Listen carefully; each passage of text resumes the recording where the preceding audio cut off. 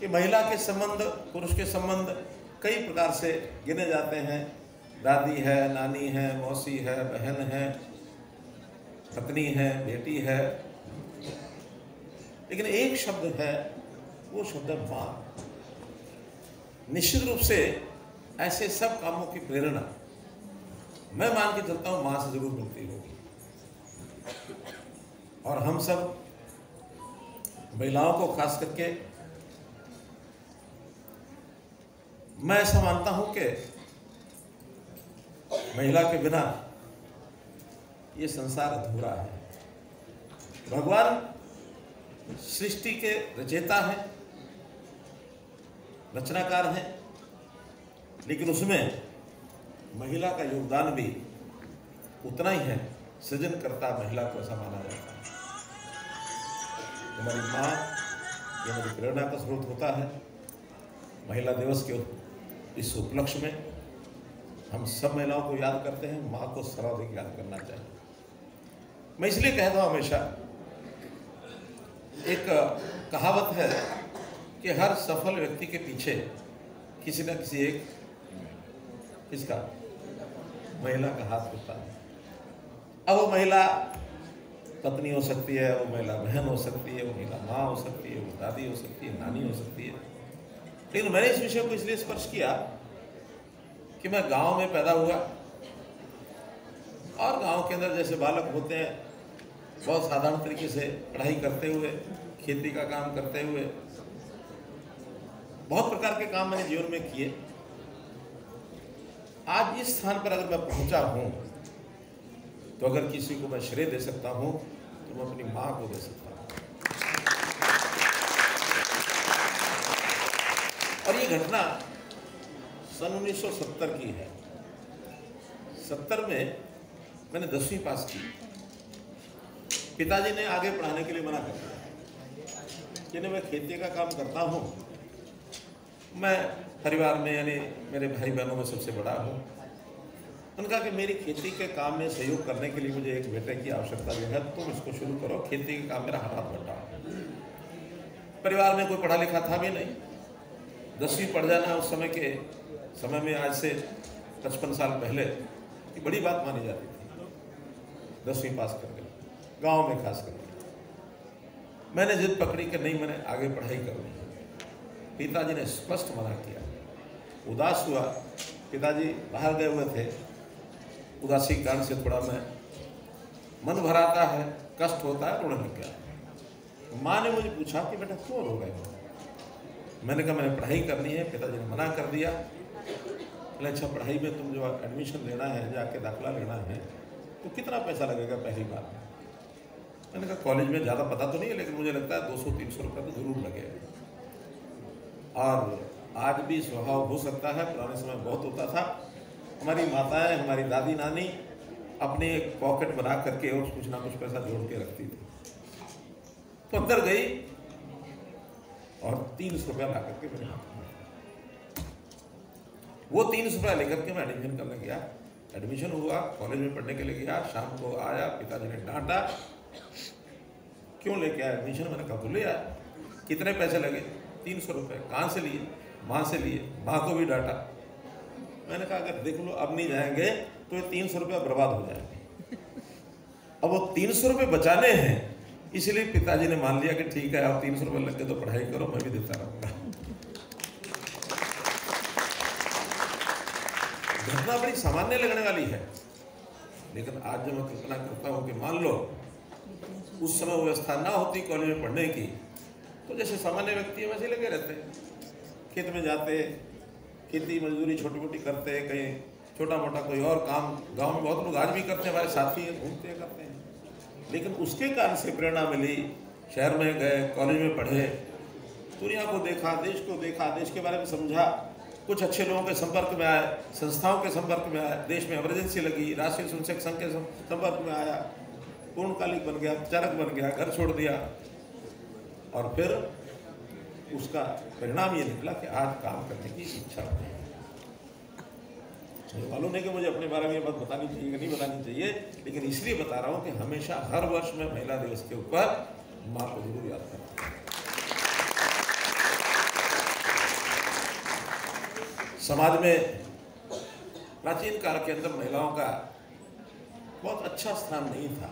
ठीक है, हमारे साहित्य में, संस्कारों में तो महिलाएं कुछ ऊंचे स्थान पर हैं, लेकिन समाज के अंदर जैसा स्थान होना चाहिए उस प्रकार का नहीं होता था। महिला को संस्कार के नाते से और ऐसा नजर रखी जाती थी, ये माना जाता था कि तो रसोई घर की चीज़ है, रसोई में रहेंगी, खाना बनाएंगी, बच्चों को पालेंगी, पढ़ाएंगी, परिवार को आगे बढ़ाएंगी, इससे ज़्यादा नहीं। अपमानित खूब किया जाता था। लेकिन समय बदला, समय बदलने के बाद जागरूकता बढ़ी, लोकतंत्र आया, अधिकारों की बात आई, संविधान आया, एक एक चीज़ कैसे करके बदली। एक समय था अमेरिका में भी जो अपने आप में लोकतंत्र का बड़ा, जिनको माना जाता है कि वो बड़े पुरोधा हैं लोकतंत्र के, वहाँ भी महिलाओं का वोट पहले नहीं होता था। सन तो मुझे याद नहीं है, महिलाओं के वोट की बाद में उन्होंने जोड़ा गया, मान भी नहीं मानते। मुस्लिम महिलाओं को देख लो, अभी भी 3 तलाक चलता था, किस प्रकार का तिरस्कार होता था। महिलाओं में कहीं राजनीति में, कहीं किसी और काम में आगे बढ़ने की परमिशन नहीं होती थी। लेकिन समय बदला है, आज हर जगह महिला की भागीदारी बढ़नी चाहिए। सब राज्य, सब नेता इस ओर सोचते हैं, कोई केवल सोचते हैं, कोई करके दिखाते हैं। मैं नरेंद्र मोदी जी को इस बात का बहुत आभार व्यक्त करता हूँ कि उन्होंने महिलाओं की अधिकारिता के बारे में बहुत सोचा है और करके दिखाया है। पार्लियामेंट में अगर महिलाओं के चुनाव लड़ने के नाते से आरक्षण की बात कही है 33% की, तो नरेंद्र मोदी जी ने कही है। 3 तलाक को समाप्त करने की बात की है मुस्लिम महिलाओं के बारे में, और मुस्लिम बहनों को एक आज़ादी का जो एक विषय उनके सामने रखा है, महिलाओं का अपमान जो होता था उसको दूर किया है, नरेंद्र मोदी जी ने किया। मैं भी 10 साल हरियाणा का मुख्यमंत्री रहा हूँ। मानव सूर्य जैन जी ने जैसे बताया, एक संवेदना मन में रहती थी। बहुत बड़ा हरियाणा का दुर्भाग्य था कि 14 से पहले बच्चियों को मारने वाला प्रदेश माना जाता था। भ्रूण हत्या ये बहुत बड़े एक लेवल पर वहाँ काम करती थी। मोदी जी ने सत्ता संभालते ही 2014 में मुझे नवंबर में फ़ोन किया कि हरियाणा में से ये कलंक मिटाना है। मैंने बताइए कैसे कर सकते हैं, क्या कर सकते हैं। तो एक बड़ा कार्यक्रम करिए, मैं आऊँगा। सब महिलाओं को बुलाया। 22 जनवरी 2015 को हमने एक सम्मेलन वहाँ पानीपत में किया, और वहाँ पहली बार मोदी जी ने नारा दिया, बेटी बचाओ बेटी पढ़ाओ। जो जेंडर रेशो उस समय 850 के आसपास होती थी, 1000 लड़कों के पीछे 850 लड़कियाँ, आज वही संख्या 933 तक पहुँच गई है। हरियाणा सरकार ने काम किया। महिलाओं को उनके खिलाफ अपराध की खूब एक कहानियाँ सुनने को मिलती थी, ऐसी ऐसी घटनाएं होती थी। महिला अपनी बात को जनरल पुलिस स्टेशन में जाके कह नहीं सकती थी। हमने विचार किया कि महिला की बात महिला अच्छी प्रकार से सुन सकती है, अपनी बात महिला को जाके बता सकती हैं। महिलाओं के अलग से थाने बनाए। आज महिलाओं के हरियाणा में 30 थाने, अलग महिलाओं के थाने, केवल महिला। और महिला अपनी बात को जाके कहेगी। महिला को हमने नारा दिया, अब ना सही है, खुल के कहिए, खुल के कहिए। कितने ही कार्यक्रम चलाए। आज हरियाणा की महिला, क्योंकि हरियाणा बार बार इसलिए बोल रहा हूँ कि मेरा अनुभव 10 साल का वहीं का ज़्यादा है। बाकी देश भर की बातें सुनी जरूर हैं, लेकिन वहाँ का प्रत्यक्ष अनुभव है। आज हरियाणा की महिला और हरियाणा की बेटी हर क्षेत्र में आगे है, खुल करके। आज चाहे खेलों में खिलाड़ी के नाते से हमारी बहनें बड़े बड़े अवार्ड लेके आती हैं। पढ़ाई में आज लड़कियां लड़कों से आगे बढ़ गई हैं। एक खतरा और पैदा हो गया है कि इन बेटियों की शादी के लिए वो लड़के मिलेंगे कि नहीं मिलेंगे, क्योंकि हर किसी की इच्छा होती है मेरी जो पढ़ाई के बराबर का लड़का मिलना चाहिए। तो शायद कोई नया अभियान न चलाना पड़ जाए। बेटा बचाओ बेटा पढ़ाओ। आज अंतरिक्ष में जाने वाली कल्पना चावला, उनका नाम कौन नहीं जानता। सेना में हमारी बेटियां भर्ती हो रही हैं। नौकरियों में अच्छी अच्छी नौकरियों पर महिलाएं सबसे आगे पहुंच गई हैं। अब धीरे धीरे ऐसा मान सकते हैं कि समानता की ओर हम काफी बढ़ गए हैं।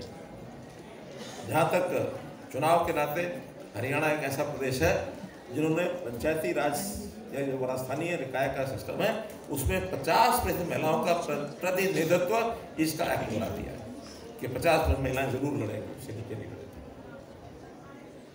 तो इस प्रकार से बहुत कुछ कहा जा सकता है। मैं तो आज यही कहूँगा, महिलाओं में जागरूकता आई है, दिवस मनाए जाते हैं उन्हीं के लिए जिनको अबला होने का बार बार संदेश दिया जाए, तुम अबला हो, तुम गरीब हो, तुम कमजोर हो, ये हो वो हो। एक ऐसी अपेक्षा रखता हूँ, शायद आप सहमत नहीं होंगे, कि महिला इतनी दबंग होकर के आगे आए, इतने धड़ल्ले से आगे आए, महिलाएं पुरुषों से आगे निकले और ये महिला दिवस मनाने के बजाय पुरुष दिवस मनाना पड़े।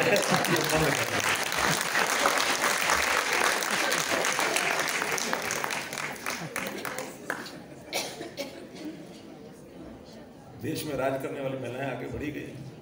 अभी भी दिल्ली में हमारी मुख्यमंत्री एक महिला बन गई, बहुत अच्छी एक विषय है जो आगे बढ़ रहे हैं। देश की राष्ट्रपति एक महिला हो गई।